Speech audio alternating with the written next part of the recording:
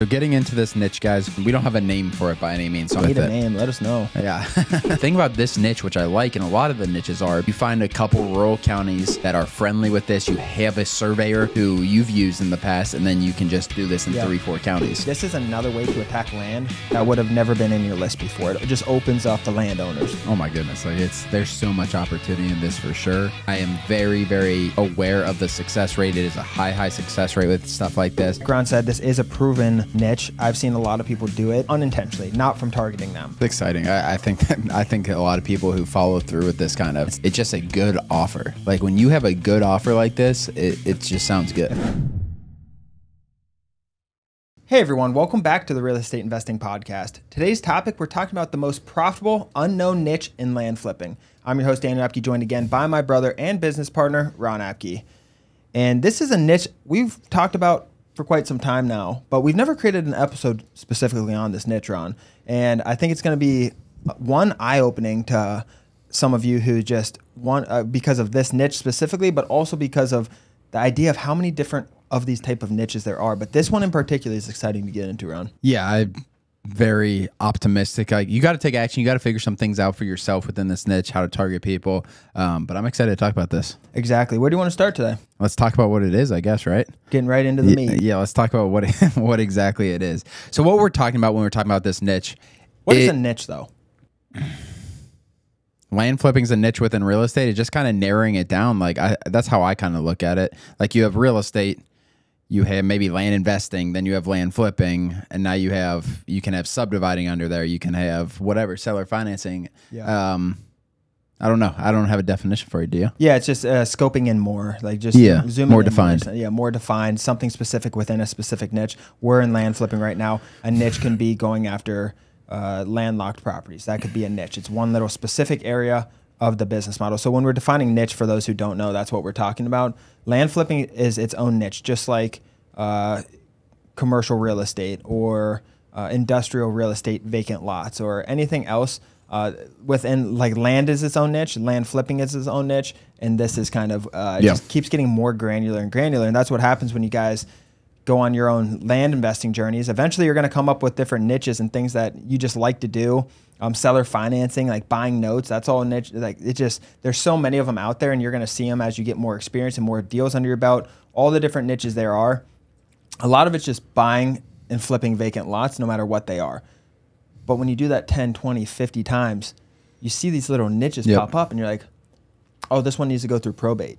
Well, probate's a niche. You can start targeting probate, tax liens, things like that. There's just so many niches within inside. So that's what a niche is, just for those who didn't know. And that's why we're so like optimistic in the future of this business. Is it's just there's so many different things you can do without it. Yeah, land investing. That's why, for anyone, I don't know if I've even ever said that. That's why we did land investing online instead of land flipping or anything like that. Is because land flipping kind of tells you what to do, buying and flip it right away, right? Land investing is such a broad term.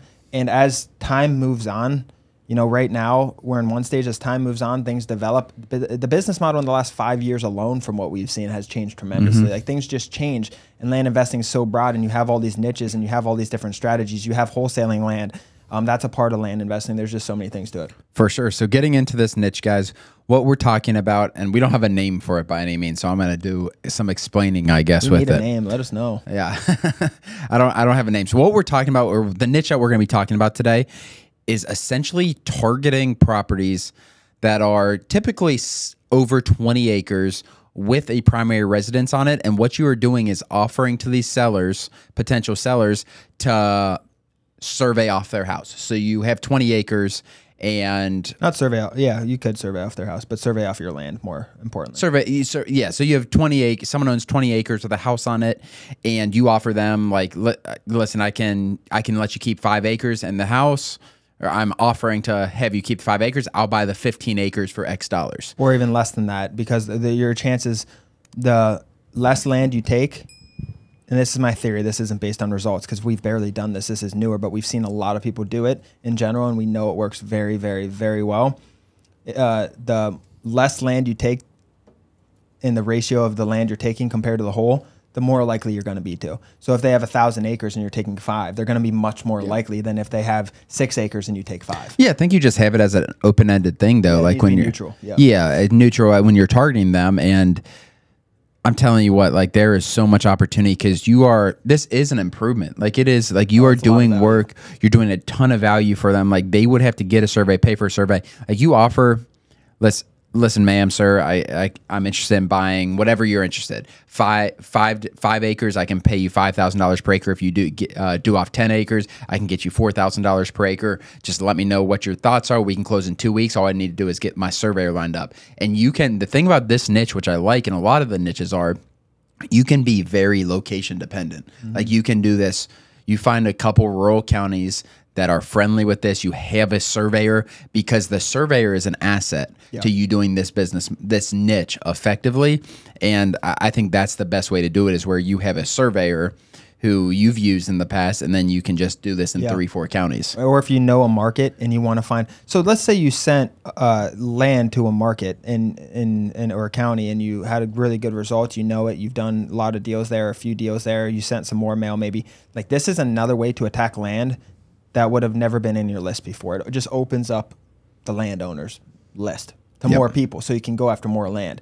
And it's really cool too because you can get very targeted. You can pretty much box out which land you want and present it to the owner, so you can get specific on what you want.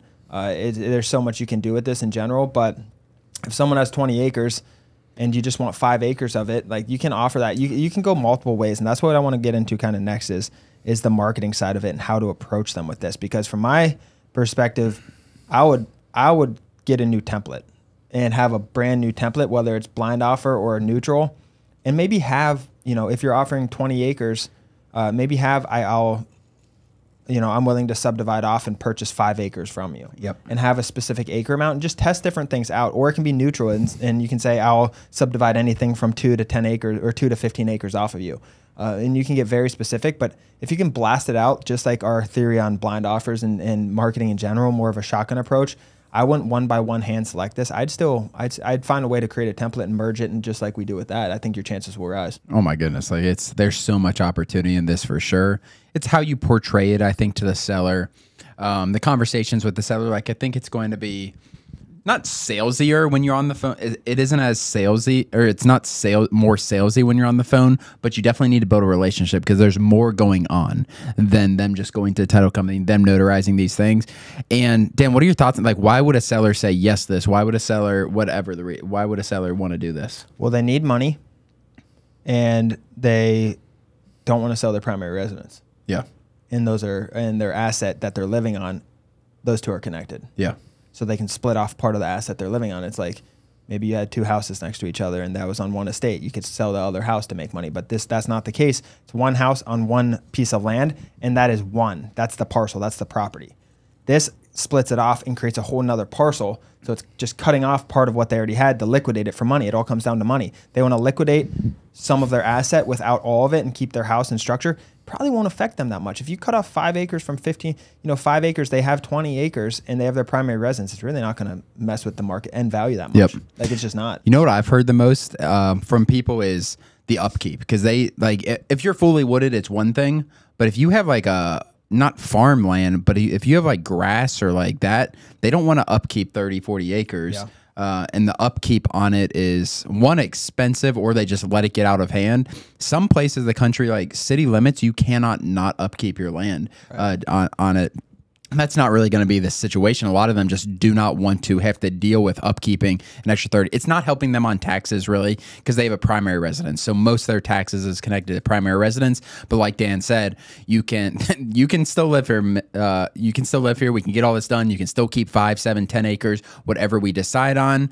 I'll take this and then I'll give you 50, 60, $100,000, whatever it is. And there is so much opportunity. It's like it's the same theory of how subdivision works in general. Like they bought that 20 acres with the house on it, and now they have an opportunity to subdivide it off just 5 acres and sell a smaller portion that's worth more price per acre. So a lot of times the math works out too, because just they're subdividing off a small part of their land. It doesn't need to be a small part, but if you like, the theory of subdivision works backwards in this situation for the for advantageous for the seller. Yeah. You know, so they're not selling off their whole 20 acres and getting a 20 acre price per acre. They're getting a 5 acre price per acre, which is going to be a little more. And it's this whole theory of subdivision works backwards in this as well. Well, let's talk about some like marketing, Dan, like how we would do things. We want to be fully transparent with you guys. Like, we are green on this. We haven't tested a whole lot of this. I am very, very aware of the success rate. It is a high success rate with stuff like this. But as far as like a specific, like this is where you need to market, we're going to talk more about strategies that we think will work. Yeah, for sure. So let's just kind of get into that. You kind of talked a little bit about the data aspect of it. Are you just are you pulling a certain type of house? Are you pulling a mobile home? Are you pulling, we talked about acreage. Like, are we starting at 20 acres with the residents? I would start around 20. You don't want to get too much less than that, because 5 acres is a good price, or a good amount of acreage to go. And if you go 10 acres, that's half their land. I would probably start around 20 and test that out. But this, like Ron said, this is a proven niche. I've seen a lot of people do it unintentionally, not from targeting them. You do it because you sent mail to someone who owns land, and their land either has a house on it that they want to keep, and you subdivide off their house, and they're interested in selling the rest. That happens a lot to people. Or 2, you just talking to them on the phone, and they tell you about how they have all this land that they live on, and they don't want all of it. So it happens without targeting it in a high rate. And if that's the case, typically when you start targeting things like this, is going to work in the same fashion. So it just shows that the market came to fruition just from doing deals. That's how niches come. That's how niches come. Exactly. So going back to the targeting aspect, I think start at 20 acres or so of residential properties. You can do property appraisal type of things with this as well. I don't have suggestions for doing. I would start broad and see what you get back in the leads and everything. Obviously if it's $1 million house, it's probably less likely than if it is a mobile home. Mobile home lots would be a good place to start.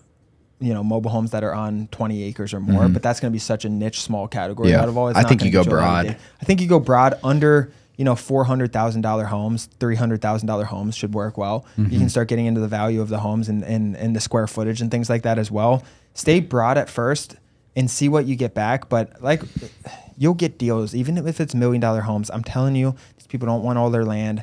Whatever happens, they have $1 million house, that's all right. But you'll get conversions and acquisitions at that. Yeah, like probably a lower success rate with the more expensive houses. But like, there might be people who bought $1 million house and they're like, I just don't want that land anymore. Like, it's just too much, whatever it is. Like, I don't see a huge purpose, honestly, in narrowing it down. Well, it can work against you too, because I think if someone has a mobile home on a lot that's 20 acres, they probably bought that lot for the land and then popped their mobile home on it. True. If someone bought a 5,000 square foot home on that, they probably bought it for the house. They bought a castle on land, and they can still have a ton of land. That's a good point. They're looking at the house more. When we sell land, they're like, oh, I want 20 acres. They put their mobile home on it. And those people bought the land for the land. You have a big house on it, they're buying it typically for the house. That's a combination of both, but think of the mindset behind the two. Yeah, that's a really, really good point.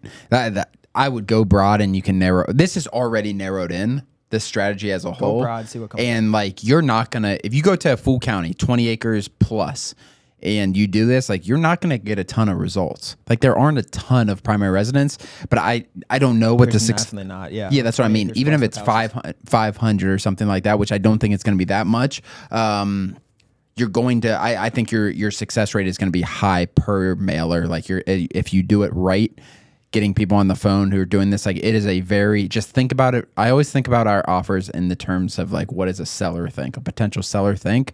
And there's just a lot of people right now, in general, a lot of people who need money. Yeah. And like, you offer like, you can still keep your 15 acres, 20 acres. I just want 10 of it. Yeah. Keep your house. You can still live it. It's not going to change your life.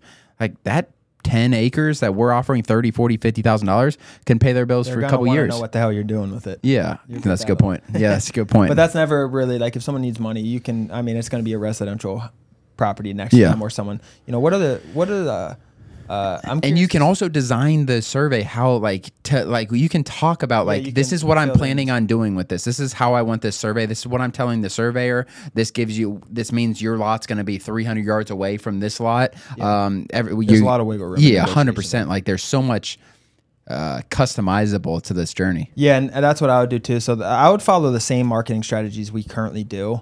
I would mail and I would text. You can With offers? With no.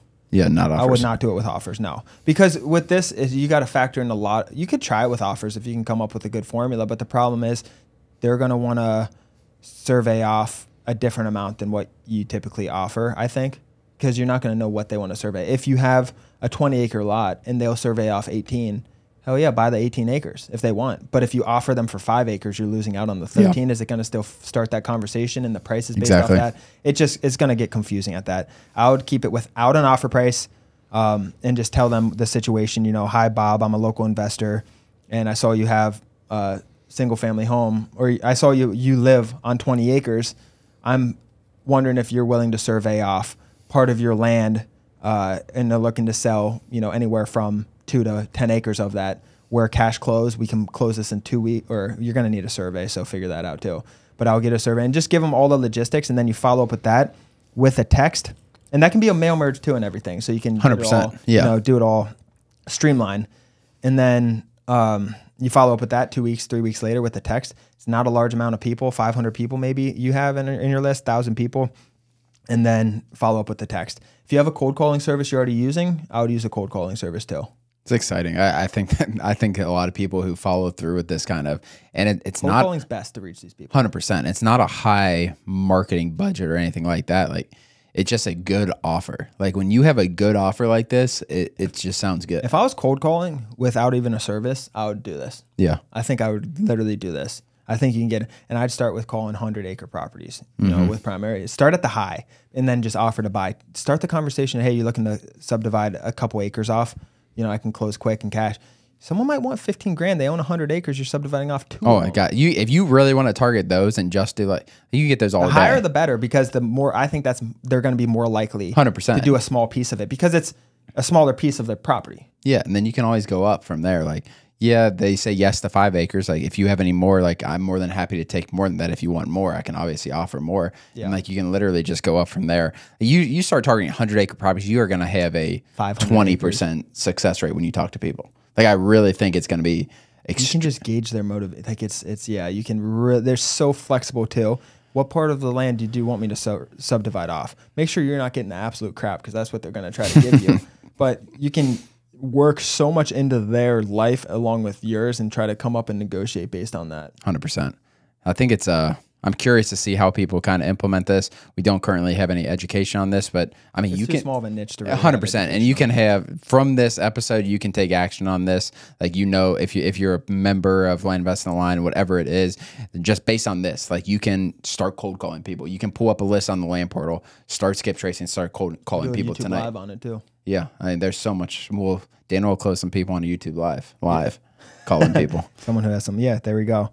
Anything else to add to this? No, I don't think so. All right, guys. As always, if you haven't already, please like and subscribe our YouTube channel. It really helps drive our mission forward. Thank you for joining, and we'll see you next episode. Thanks, guys. As always, thank you for joining. Please do us a huge favor and like and subscribe our YouTube channel and share this with a friend. It really means the world to Ron and I, but more importantly, it could help change the life of someone else. Thanks for joining, and we'll see you next episode.